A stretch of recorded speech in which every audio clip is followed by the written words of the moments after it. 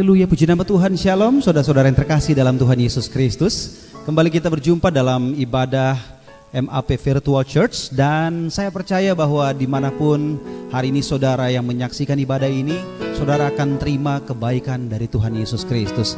Dan sama-sama boleh angkat tangan saudara yang terima kebaikan Tuhan Yesus Kristus. Kita kasih tepuk tangan yang paling luar biasa bagi Tuhan Yesus Kristus. Sama-sama teduhkan hati kita, tundukkan kepala, kita satu dalam doa.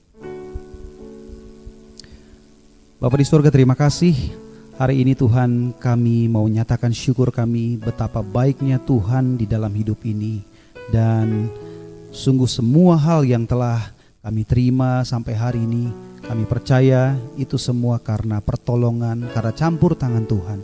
Dan siapapun yang bersama-sama Tuhan hadir dalam ibadah ini Tuhan, kami percaya Tuhan yang akan menyatakan kebaikan-Mu, menyatakan kasih-Mu, anugerah-Mu. Bahkan kami percaya mujizat Tuhan pasti dinyatakan dalam kehidupan kami.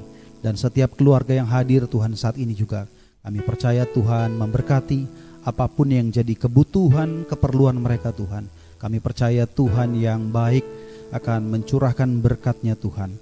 Dan kami percaya Tuhan hari ini semua yang Tuhan janjikan, apa yang baik pasti terjadi di dalam hidup kami. Di dalam nama Tuhan Yesus Kristus yang diberkati, yang disayang sama Tuhan, sama-sama kita katakan amin. Sama-sama kita bangkit berdiri, kita kasih tepuk tangan yang paling luar biasa bagi Tuhan Yesus, menyatakan kebaikan Tuhan. Haleluya.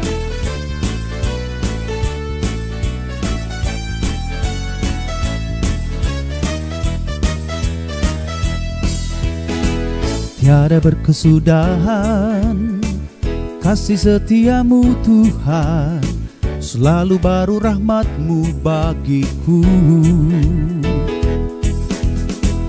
Hari berganti hari, tetap kulihat kasih-Mu, tak pernah berakhir di hidupku. Tuhan Yesus baik, sungguh amat baik, untuk selama-lamanya. Tuhan Yesus baik, Tuhan Yesus baik, sungguh amat baik, untuk selama-lamanya. Tuhan Yesus baik. Tiada berkesudahan kasih setiamu Tuhan, selalu baru rahmat-Mu bagiku.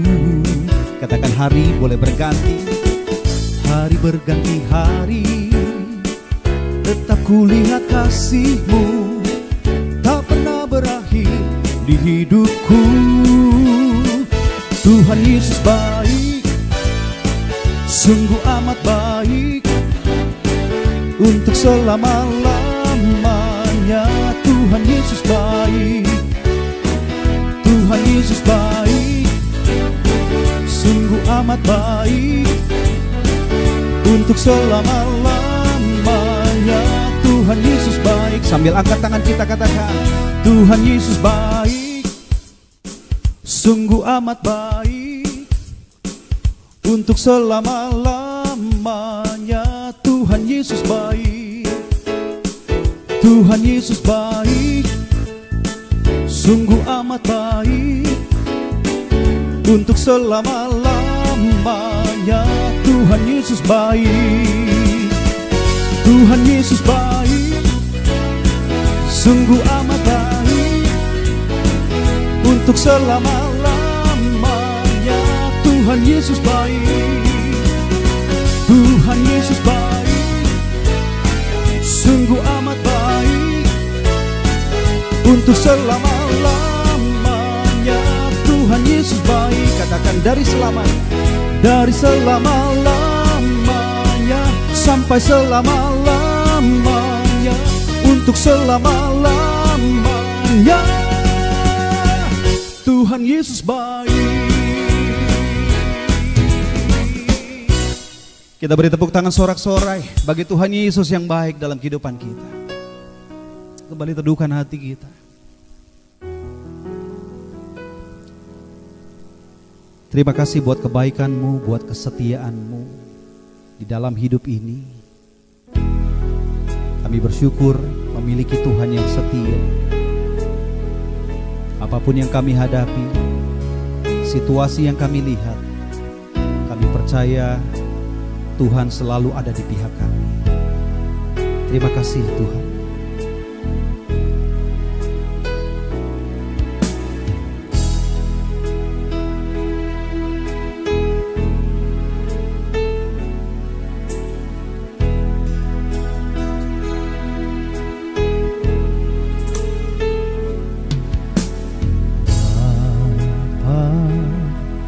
Kau setia, Bapa, Kau mulia. Tenanglah jiwaku, aman bersamamu.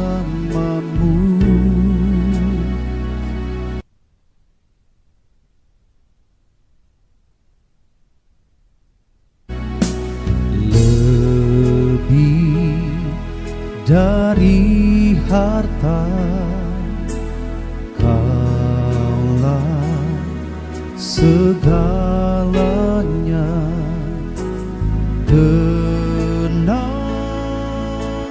jiwaku dalam hadirat-Mu.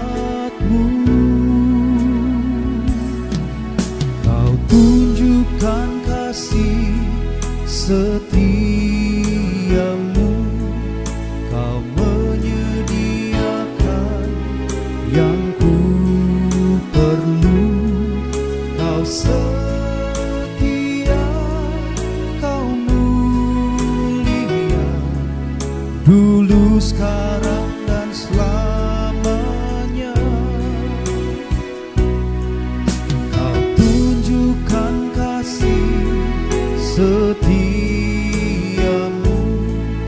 Kau menyediakan yang ku perlu. Kau setia, Kau mulia, Bapa, Kau setia.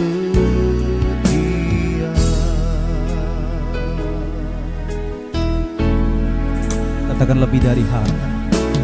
Lebih dari harta, Allah segalanya. Tenanglah jiwaku dalam hadirat-Mu.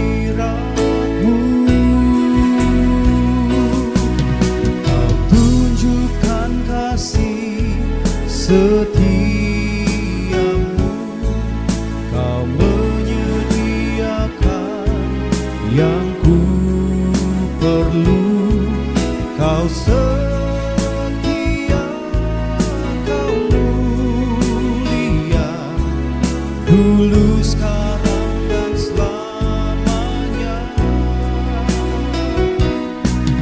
Kau tunjukkan kasih setiamu, Kau menyediakan yang ku perlu. Kau setia, Kau mulia, Bapa, Kau setia. Sebab karena kasih setia dan kebaikan-Mu, maka semua janji-Mu dalam hidup ini Engkau genapi Tuhan. Terima kasih buat kebaikan-Mu Yesus.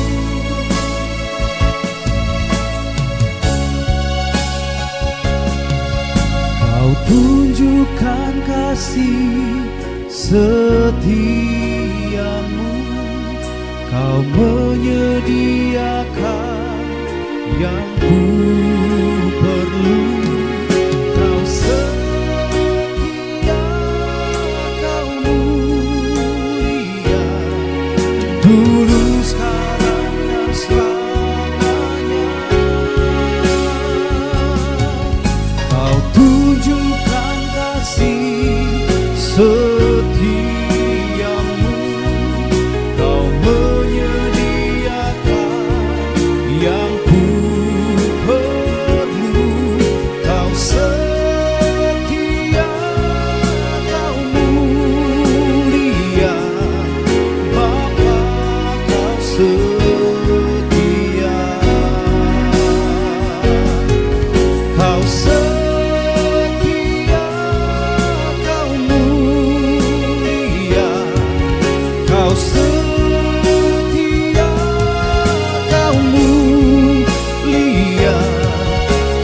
setia, Kau mulia Bapa,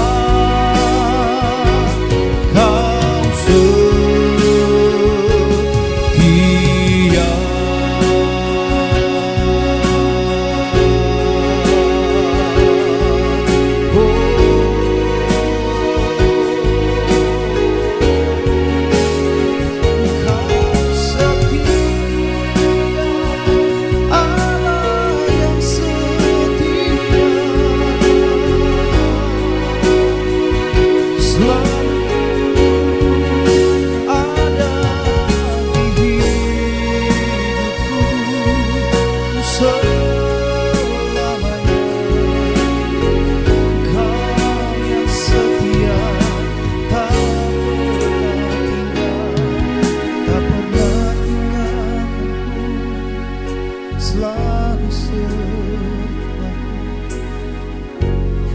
Selalu sertaku. Terima kasih, terima kasih, terima kasih Yesus, terima kasih.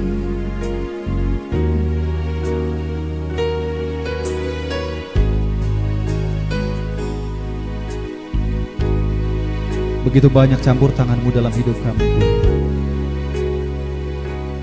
Setiap langkah hidup kami melihat bukti kasih setia Tuhan terus dinyatakan. Apapun hari ini yang kami hadapi, Tuhan, kami percaya Tuhan ada di pihak kami. Tuhan tidak pernah meninggalkan kami. Terima kasih Tuhan, terima kasih. Kami bersyukur buat kasih setia-Mu Tuhan.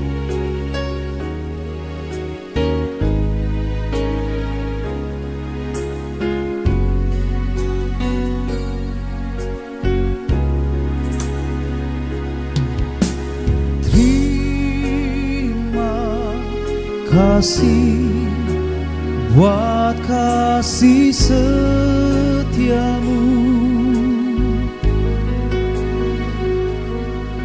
Penyertaan-Mu sempurna, janji-Mu tak pernah terlambat menolongku.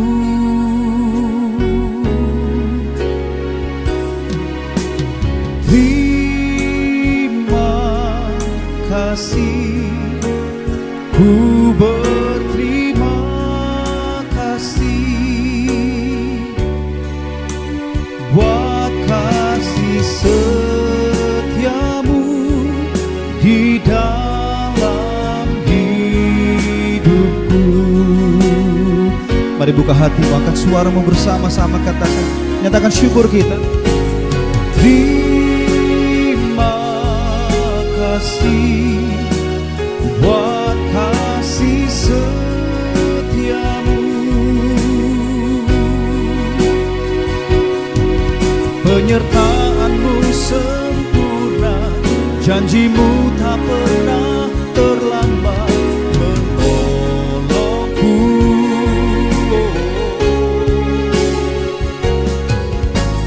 Terima kasih, ku berterima kasih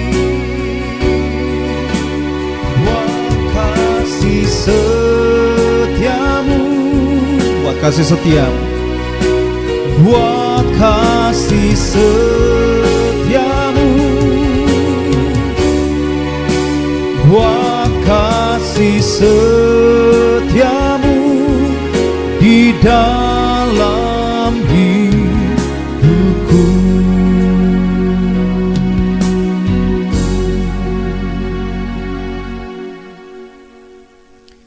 Kami siapkan hati kami Tuhan, dengar firman-Mu. Firman-Mu mengajar, menyatakan kesalahan, memperbaiki kelakuan, mendidik setiap kami dalam kebenaran. Firman-Mu ya dan amin. Kami percaya Tuhan buka, sederhanakan setiap kata kalimat agar kami dapat mengerti dan melakukannya dalam hidup kami. di dalam nama Tuhan Yesus Kristus. Haleluya. Yang diberkati sama-sama kita katakan amin. Haleluya, salam kekasih Kristus, puji Tuhan. Selamat hari Minggu. Ya, sebelum kita mendengarkan kebenaran firman Tuhan, mari kita berdoa terlebih dahulu.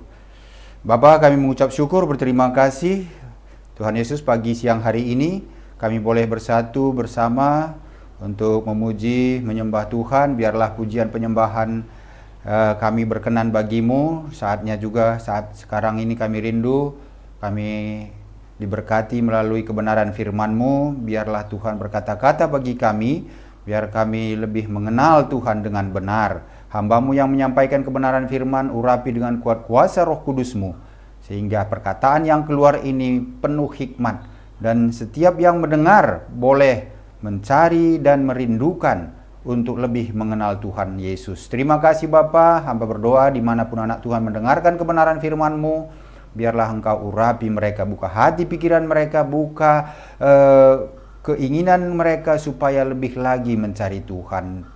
Tempat ini dijaga dan dipagari pasukan malaikat surga. Intimidasi si jahat dalam bentuk apapun hamba tolak dalam nama Yesus tidak berkuasa. Terima kasih Tuhan. Kami siapkan hati dan pikiran kami. Kami siap untuk mendengarkan kebenaran firman-Mu, berbicara bagi kami di dalam nama Bapa, Anak, dan Roh Kudus. Haleluya. Amin. Haleluya. Puji Tuhan. Salam sekali lagi saudaraku yang dikasihi Tuhan. Pagi ini kita berbicara mengenai tema kita itu kuasa Tuhan nyata bagi yang setia. Kuasa Tuhan nyata bagi yang setia. Firman Tuhan di 2 Raja-Raja 2 ayat 1 sampai 11 saya bacakan. Menjelang saatnya Tuhan hendak menaikkan Elia ke sorga dalam angin badai, ia dan Elisa sedang berjalan dari Gilgal. Berkatalah Elia kepada Elisa, baiklah tinggal di sini sebab Tuhan menyuruh aku ke Betel. Tetapi Elisa menjawab, demi Tuhan yang hidup dan demi hidupmu sendiri, sesungguhnya aku tidak akan meninggalkan engkau. Lalu pergilah mereka ke Betel. Pada waktu itu keluarlah rombongan nabi yang ada di Betel mendapatkan Elisa. Lalu berkatalah mereka kepadanya, sudahkah engkau tahu bahwa pada hari ini Tuhanmu akan diambil daripadamu oleh Tuhan terangkat ke sorga? Jawabnya, aku juga tahu, diamlah. Berkatalah Elia kepadanya, hai Elisa, baiklah tinggal di sini sebab Tuhan menyuruh aku ke Yeriko. Tetapi jawabnya, demi Tuhan yang hidup dan demi hidupmu sendiri, sesungguhnya aku tidak akan meninggalkan engkau. Lalu sampailah mereka di Yeriko. Pada waktu itu mendekatlah rombongan nabi yang ada di Yeriko kepada Elisa serta berkata kepadanya, sudahkah engkau tahu bahwa pada hari ini Tuhanmu akan diambil daripadamu oleh Tuhan terangkat ke sorga? Jawabnya, aku juga tahu, diamlah. Berkatalah Elia kepadanya, baiklah tinggal di sini sebab Tuhan menyuruh aku ke sungai Yordan. Jawabnya, demi Tuhan yang hidup dan demi hidupmu sendiri, sesungguhnya aku tidak akan meninggalkan engkau. Lalu berjalanlah keduanya. 50 orang dari rombongan nabi itu ikut berjalan, tetapi mereka berdiri memandang dari jauh ketika keduanya berdiri di tepi sungai Yordan. Lalu Elia mengambil jubahnya, digulungnya, dipukulkannya ke atas air itu. Maka terbagilah air itu ke sebelah sini dan ke sebelah sana, sehingga menyeberanglah keduanya dengan berjalan di tanah yang kering. Dan sesudah mereka sampai di seberang, berkatalah Elia kepada Elisa, mintalah apa yang hendak kulakukan kepadamu sebelum aku terangkat daripadamu. Jawab Elisa, biarlah kiranya aku mendapat 2 bagian dari rohmu. Berkatalah Elia, yang kau minta itu adalah sukar, tetapi jika engkau dapat melihat aku terangkat daripadamu, akan terjadilah kepadamu seperti demikian, dan jika tidak, tidak akan terjadi. Sedang mereka berjalan terus sambil berkata-kata, tiba-tiba datanglah kereta berapi dengan kuda berapi memisahkan keduanya. Lalu naiklah Elia ke sorga dalam angin badai. Haleluya, puji Tuhan. Saudaraku yang dikasihi Tuhan, tema kita kuasa Tuhan nyata bagi yang setia. Jadi saudaraku yang dikasihi Tuhan, sering kita bilang ya bahwa firman Tuhan itu tidak pernah berubah, dahulu, sekarang, sampai selamanya. Yang tidak pernah berubah itu kita bilang kuasanya tidak berubah, otoritasnya tidak berubah. Kalau dahulu Allah berkuasa melakukan hal-hal yang luar biasa, yang tidak natural, yang tidak logis, atau hal-hal yang ajaib begitu, maka sekarang ini pun kita percaya hal itu masih berlaku. Itulah artinya tidak berubah. Nah, kalau kita lihat tadi pembacaan kita ini, sebelum kita baca tadi, sebelum kita masuk ke zamannya Elia, sebelumnya itu ada zaman nenek moyang kita, yaitu keturunan-keturunan Adam, ya, sampai kepada Nuh. Dari Nuh baru ke Abraham. Nah, baru masuk ke Elia ini. Nah, pada zamannya nenek moyang kita tahu bahwa ada hal yang luar biasa juga yang dilakukan Allah, yaitu Henokh diangkat hidup-hidup ke sorga. Kalau saudara baca di Kejadian 5 ayat 24, bahwa Henokh diangkat ke sorga oleh Allah hidup-hidup. Nah, zaman nabi-nabi itu zamannya Elia ini, ya, di sini tadi kita sudah membaca bahwa Elia juga diangkat hidup-hidup ke sorga. Nah, terus di samping daripada itu, Elia juga banyak mengalami kuasa Tuhan. Elia dapat menghilang sekejap mata. Artinya dia bisa lari seperti angin cepatnya, sampai tidak kelihatan. Kalau saudara bisa baca nanti di 1 Raja-Raja 19:45-46. Elia juga diberi kuasa Tuhan untuk mendatangkan api dari sorga. Ya, bisa membakar korban persembahan waktu dia bersama dengan nabi-nabi Baal. Ya, dia buktikan kuasa Tuhan. Sehingga air pun yang di sekeliling mezbah itu habis dilalap oleh api itu, kering begitu. Nah, ini zamannya Elia. Pada zaman transisi dari PL kepada PB, waktu zamannya Yesus ada di muka bumi, kuasa Tuhan dinyatakan melalui Yesus. Yesus juga naik ke sorga hidup-hidup, walaupun dia mengalami kematian terlebih dahulu. Karena dia adalah Allah, sehingga dia berkuasa atas kematian. Kalau yang dua tadi itu hidup-hidup, dia tidak mengalami kematian. Karena mereka manusia biasa. Jadi kalau mereka mati, ya pasti proses kematian yang berjalan. Tapi kalau Yesus, karena dia Allah, maka dia berkuasa. Dia diangkat juga hidup-hidup ke sorga. Demikian juga pada zamannya transisi itu, Yakobus dan Yohanes waktu dia berjalan bersama Yesus masuk ke desa Samaria, ya, dia bilang kepada Yesus, "Apa kami perlu untuk memerintahkan api turun dari langit?" Artinya mereka percaya mereka bisa melakukan itu atas kuasa Tuhan. Nah, kita masuk ke zamannya PB, perjanjian baru. Setelah Yesus naik ke sorga, saudaraku yang dikasihi Tuhan, kita lihat bagaimana kuasa Tuhan masih berlaku, ya, pada rasul-rasulnya setelah Yesus naik ke sorga. Filipus menghilang dari satu tempat ke tempat yang lain pada waktu dia selesai membaptis sida-sida Ethiopia. Tiba-tiba dia menghilang. Dan dia sudah sekejap mata ada di tempat yang lain. Nah, ini luar biasa kuasa Tuhan. Paulus juga menghidupkan anak yang jatuh dari tingkat ketiga dari suatu loteng. Pada saat dia memberitakan firman, karena terlalu lama dia memberitakan, jadi anak itu sudah malam, udah ngantuk, jatuh dan mati. Tapi dia menghidupkan anak itu kembali. Nah, jadi saudaraku, kalau kita lihat kronologi ini, rentetan-rentetan peristiwa ini, maka kita tahu dan kita percaya bahwa kuasa Tuhan itu dari dahulu sampai zamannya perjanjian baru pun masih berlaku dan tidak berubah. Nah, maka saudaraku yang dikasihi Tuhan, yang penting sekarang ini bagaimana membuktikan bahwa firman Tuhan itu tidak berubah. Apakah saudara mengalaminya? Nah, ini yang menjadi problem kita. Ini yang harus kita alami. Kalau kita hanya mendengar, kalau kita hanya tahu, ya, dari orang, tapi kita tidak mengalami Tuhan, nah ini yang berbahaya. Sementara, ya, orang-orang yang dipakai Tuhan tadi itu, mereka mengalami. Ya, dan kita juga, ya, harus mengalami itu karena kita juga adalah orang percaya. Nah, kalau kita kembali kepada bacaan firman ini tadi, bagaimana membuktikan firman itu hidup dan tidak berubah? Kalau kita lihat bagaimana kisahnya Elia, dia berada di awal mulai pengangkatan dia itu mulai dari Gilgal. Nah, saudara, kenapa di Gilgal? Kenapa bukan di tempat lain Allah memulai perjalanan Elia untuk diangkat ke surga? Kalau kita lihat Gilgal ini secara harafiah artinya adalah menggelinding. Ya, menggelinding atau bergulir gitu. Jadi kalau menggelinding dia meninggalkan dari tempatnya ini ke tempat lain. Nah, Gilgal ini juga tempat pembaruan perjanjian dengan Tuhan dan pembersihan. Orang Israel semua yang lahir di padang gurun, dia itu semuanya disunat di Gilgal. Jadi Allah mengatakan kepada orang Israel, aku melepaskan kamu dari pengaruh Israel.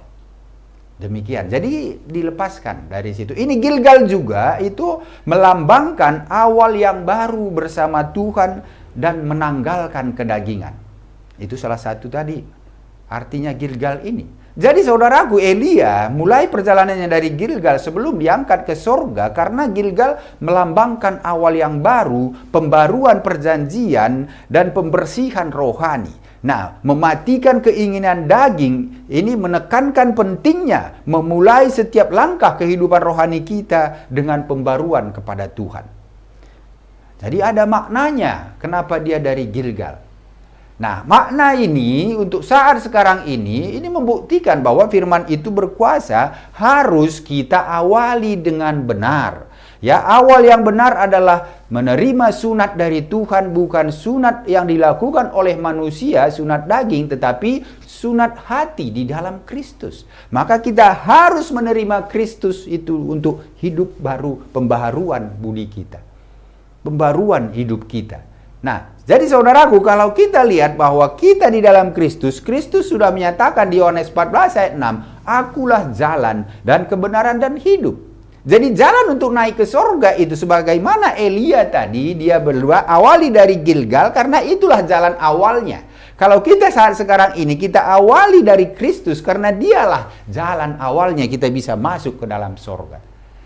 Nah ini saudaraku yang dikasihi Tuhan, dengan menerima Kristus maka roh Anda hidup kembali. Kalau kita terpisah dulu dengan Allah karena dosa, tetapi begitu kita menerima Kristus, roh kita hidup kembali. Kalau dulu sudah terpisah, sekarang kita sudah bisa berhubungan kembali dengan Allah melalui roh kita. Nah, sehingga hidup lama yang oleh daging, ya, dulu hidup lama kita ini digantikan ya dengan hidup yang baru oleh roh. Maka Tuhan bilang kamu harus hidup oleh roh supaya bisa mengenal Tuhan. Nah ini saudaraku yang dikasihi Tuhan. Jadi siapa yang di dalam Kristus itu sudah dinyatakan bahwa yang lama itu sudah berlalu. 2 Korintus 5:17 mengatakan bahwa yang lama sudah berlalu, yang baru sudah datang di dalam Kristus. Nah ini hal yang pertama, awal yang baik dan awal yang benar. Menanggalkan kedagingan. Hal yang kedua saudaraku, supaya kuasa Tuhan itu nyata, kita bisa alami. Hal yang kedua, meninggalkan keduniawian. Elia disuruh ke Betel dari Yeriko, bukan ke tempat lain. Tentu ini ada makna, ada tujuan Tuhan. Betel itu artinya rumah Tuhan, ya, tempat pertemuan dengan Tuhan, tempat menguatkan iman, pusat penyembahan. Betel juga adalah tempat persekutuan dengan Allah. Ya, tempat ini juga tempat yang dulu Yakub bergumul dengan Allah. Tempat ini juga dulu Yakub melihat ada tangga ke sorga, malaikat Allah naik turun, itu di Betel. Tempat ini juga Abraham dulu membangun mezbah di Betel. Nah, ini persekutuan dengan Tuhan. Jadi dalam konteks perjalanan Elia ini disuruh Tuhan ke Betel menegaskan penguatan iman Elia. Ya, di situ juga selain pada penguatan iman ada ketaatan Elia kepada Tuhan. Dia mengikut saja. Ya, dan ini merupakan peneguhan bagi Elia sebelum peristiwa besar yang mengangkat dia ke surga. Kita juga saudaraku yang dikasihi Tuhan sekarang ini untuk membuktikan firman Tuhan ini dalam kehidupan setelah menerima Yesus Kristus, kita tidak cukup diam saja. Maka harus punya persekutuan dengan Tuhan, harus beriman yang hidup. Tidak iman mati, tidak ada tindakan apa-apa. Nah, itu iman yang mati. Harus juga menanggalkan hal-hal dunia, saudara. Kalau tadi menanggalkan kedagingan, sekarang harus menanggalkan hal-hal dunia. Apa itu hal-hal dunia? Ya, kita mengejar kekayaan, kita utamakan, itu harus ditanggalkan. Mengejar jabatan, kita utamakan daripada Tuhan, nah itu harus ditanggalkan.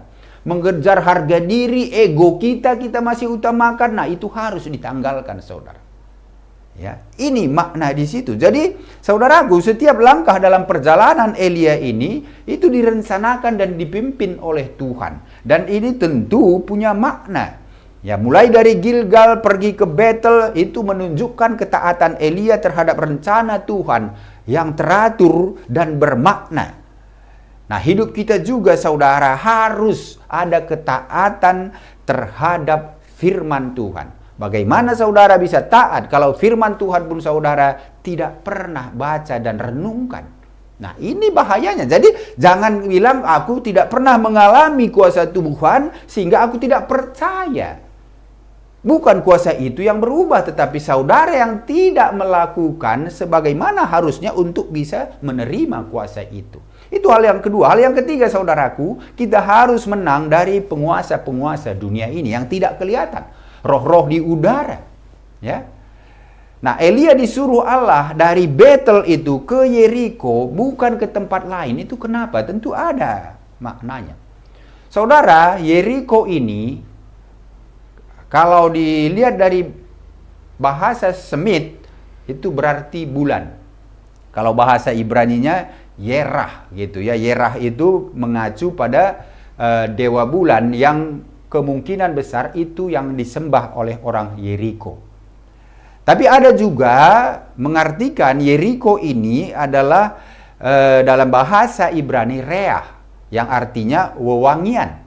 Karena kota ini penuh dengan kebun-kebun dan tanaman organik. Aromatik itu ya, tanaman-tanaman aromatik. Sehingga ya, Reah ini diartikan bahwa itu memang wewangian gitu. Nah, ini terus Yeriko ini adalah salah satu kota tertua secara arkeologi juga, memang menunjukkan bahwa manusia tinggal di sana sudah 10.000 tahun yang lalu. Jadi ini salah satu kota tertua. Yeriko ini terkenal dengan tembok dan dindingnya yang kokoh, ya. Namun runtuh oleh Allah saat Yosua dan bangsa Israel mengikuti instruksi Tuhan dengan mengelilingi kota selama 7 hari. Dan hari ke-7 mereka berteriak, maka robohlah tembok Yeriko yang kokoh itu. Saudara nanti bisa baca di Yosua 6 ayat 1 sampai 20. Yeriko ini selain daripada itu menunjukkan bahwa mengingatkan akan kutuk. Bagaimana Yosua mengutuk Yeriko setelah dia menguasai wilayah itu.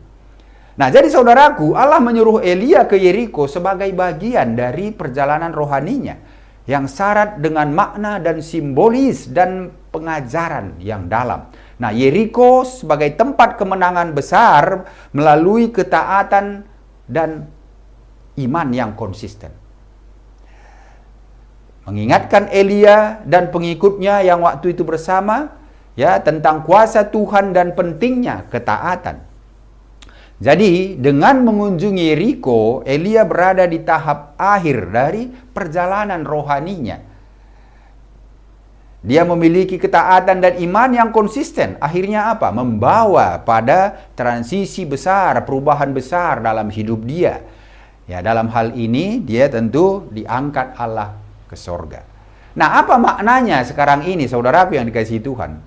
Orang percaya kalau mau mengalami Tuhan, ya tidak cukup diawali dengan benar, tidak cukup hanya bersekutu sekali-sekali dengan Tuhan, tetapi saudaraku, kita orang percaya harus terus ya punya iman yang konsisten, ya, dan juga punya ketaatan yang konsisten, kesetiaan yang konsisten, sehingga kuasa Tuhan itu bisa juga terjadi bagi saudara. Nah, makanya saudaraku yang dikasihi Tuhan, ya kita jangan seringkali bilang, wah saya tidak mengalaminya gitu. Tetapi kita tidak mau untuk melakukan apa yang kita harus kerjakan supaya kuasa itu bekerja di dalam hidup kita. Ya, jadi saudaraku, Yeriko ini bisa menjadi simbol perjuangan melawan hambatan yang besar dan pengharapan bahwa kita itu melalui iman kita dapat mengatasi segala rintangan yang tampaknya tak tembus. Ya, bagaimana tembok Yeriko yang begitu tebal? Kalau bukan karena iman dan ketaatan orang Israel, maka tembok itu tidak akan runtuh. Demikian juga sekarang ini, saudara, mungkin kita punya hambatan-hambatan yang begitu tidak lagi bisa kita selesaikan, atau mungkin tidak ada jalan keluar. Nah, iman dan ketaatan kepada firman itu yang akan menembus segala halangan rintangan yang saudara hadapi. Apapun masalah saudara, kita lihat kuasa Tuhan bagaimana menyertai Elia ini. Maka hal yang sama juga bisa terjadi bagi saudara dan saya. Ya, hanya kita memang seperti Elia harus taat. Apa kata firman? Ya, itu aminkan dan lakukan. Elia juga dia tidak bertanya dan dia tidak melawan Tuhan, dia hanya melakukan saja. Gilgal, Tuhan suruh ke Betel, dia ke Betel. Tuhan suruh ke Yeriko, dia ke Yeriko. Tidak ada bantahan dari Elia. Dan dia percaya. Nah, ini yang penting, saudaraku yang dikasihi Tuhan. Jadi kalau kita pun sekarang ini sudah punya awal yang benar, sudah hidup di dalam, sudah menerima Yesus Tuhan dan Juru Selamat kita sebagai jalan kita masuk ke surga, dan kita juga beribadah seperti hari Minggu ini. Nah, kita juga harus konsisten dengan iman kita, iman yang hidup, ya, dan juga konsisten dengan kesetiaan kita untuk bersekutu terus dengan Tuhan melalui firman-Nya. Dan juga saudaraku, ya, kita juga harus bebas dari pengaruh dan kuasa-kuasa okultisme. Mungkin saudara tidak menyadari, ya, kakek nenek saudara dulu itu dia memuja atau memuji dewa-dewa atau roh-roh. Nah, itu turun kepada saudara, tapi saudara tidak menyadari. Nah, makanya saudara juga harus dibersihkan dulu dari pengaruh-pengaruh okultisme ini.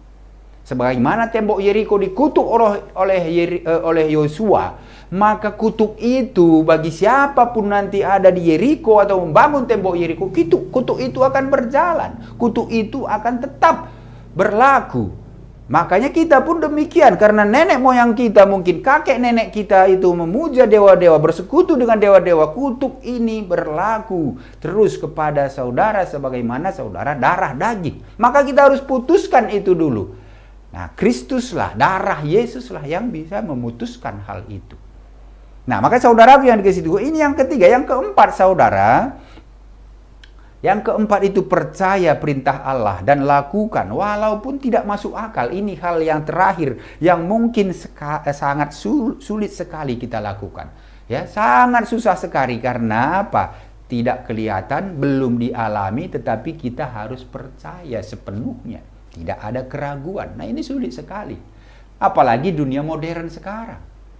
Ya, banyak informasi, ya, banyak masukan, banyak pendapat, banyak pengalaman orang yang mungkin orang ceritakan yang tidak sesuai dengan apa yang saudara percaya menurut firman Tuhan. Nah, ini yang berbahaya.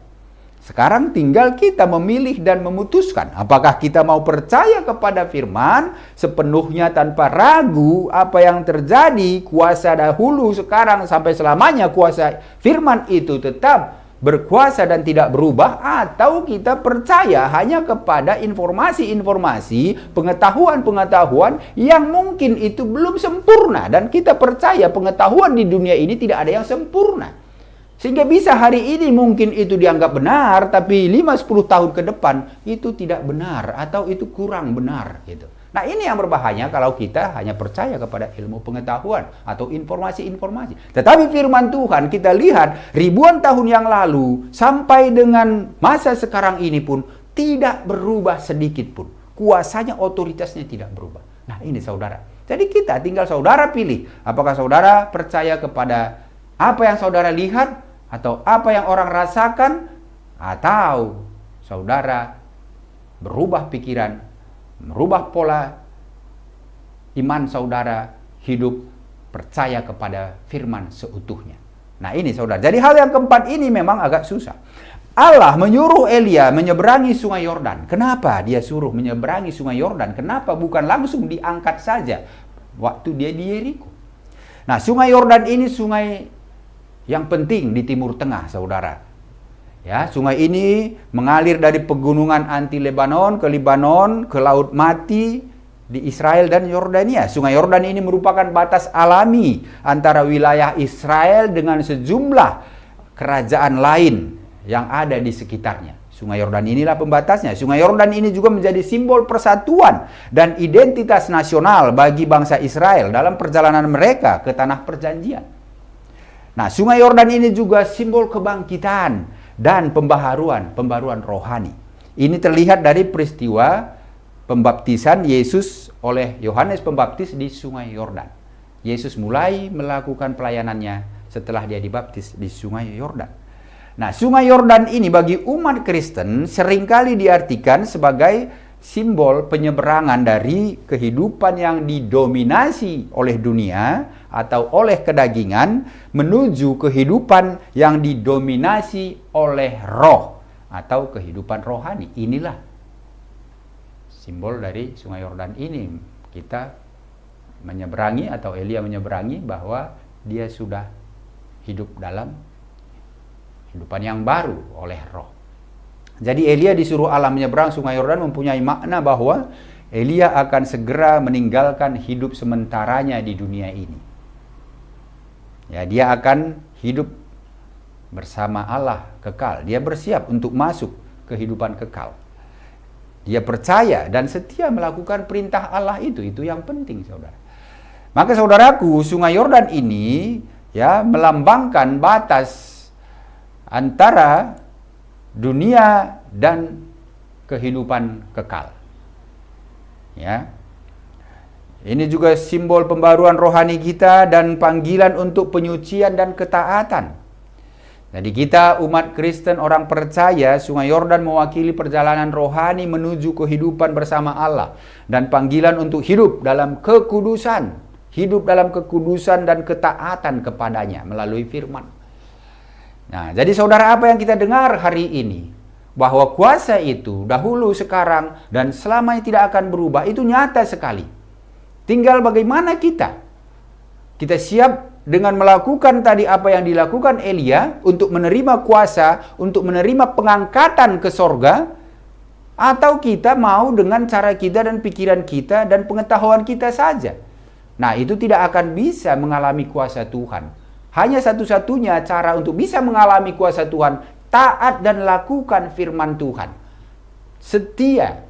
Nah itu saudara. Jadi dari apa yang kita dengar ini, kesimpulannya mengalami kuasa Tuhan wajib mematikan kedagingan. Itu yang pertama. Yang kedua, wajib menanggalkan keduniawian. Ya. Kalau kedagingan itu hal-hal yang berbau dengan hawa nafsu, kita lihat pekerjaan daging itu di Galatia 5 ayat 19-21 itu. Ya, percabulan, pesta pora, ya, marah, terus egois lah, mementingkan diri sendiri. Nah, itu hal-hal kedagingan semua. Itu harus ditanggalkan. Hal yang kedua itu menanggalkan keduniawian. Nah, hal-hal keduniawian itu kita mengutamakan kekayaan materi daripada firman. Kita mengutamakan nama besar kita daripada kita meninggikan Tuhan. Kita mengutamakan ya jabatan-jabatan kita daripada kita mengutamakan Tuhan. Nah, ini harus ditanggalkan hal itu supaya bisa mengalami hal yang kedua. Hal yang ketiga tadi, kita harus bebas dari kuasa-kuasa roh-roh dunia ini. Kalau saudara bilang saudara mungkin tidak ada memuji atau memuja dewa-dewa ataupun roh-roh ya atau patung-patung, ya saudara harus lihat apakah orang tua, apakah kakek nenek saudara dulu pernah. Nah, itu harus dilepaskan supaya kita bisa mengalami seperti Elia. Nah, dengan demikian saudara, dengan ketaatan tadi, dengan iman yang hidup, ya, dengan kita menanggalkan yang menghalangi itu semua, maka kita akan siap-siap untuk menerima kuasa itu. Dan itu akan terjadi sebagaimana terjadi kepada Elia.